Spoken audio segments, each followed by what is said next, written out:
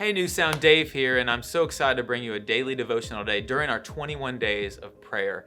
And I was praying about what to speak to you on, and I thought God just kept pressing into me that maybe people are isolated right now. We need to talk a little bit about relationships. And this verse came to mind. It's Proverbs 27:17. It says this: "As iron sharpens iron, so one person sharpens another."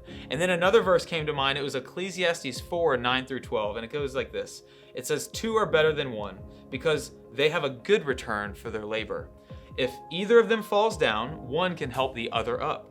But pity anyone who falls down and has no one to help them up. Also, if two lie down together, they will keep each other warm. But how can one keep warm alone? Though one may be overpowered, two can defend themselves. A cord of 3 strands cannot be quickly broken."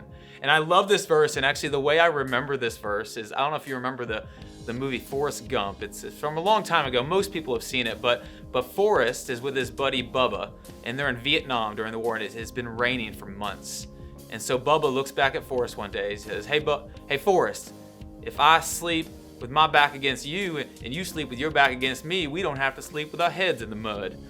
And when he said that, it just stuck with me. And I read this verse. I said, well, that's what Solomon is saying. Like, two are better than one.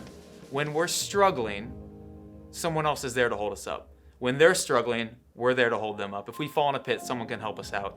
And I love that God speaks to that. So as a church, we've grown together in relationship. We're a church of groups, not with groups, and people are always connected together. And I think the early church gave us that example as well, because in Acts 2:46-47 it says this: "They broke bread in their homes and ate together with glad and sincere hearts, praising God and enjoying the favor of all people." I know we can't meet together in homes right now and actually break bread. Hopefully soon those regulations will be lifted and we'll be able to get together again. But we can do that. We can do that as a church over Zoom, over calls, over relationship, over text messages. The thing I think the devil wants to do in this season is isolate us. And I think us as a church, we need to press into community.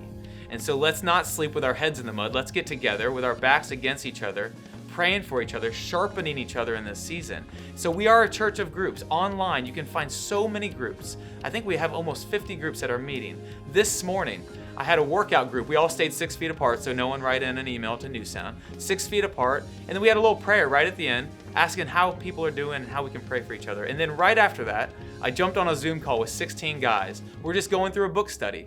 Nothing special, just a chapter a week, but what happens in there is everyone lets you know how they're doing and how you can pray for them. And tonight, my wife and I are going to do a couples marriage group over Zoom. And it's fun to see young couples get behind a camera, after maybe a long day of work or a long day with kids or just struggling, and be able to sit down, tell everyone how they're doing, and receive prayer.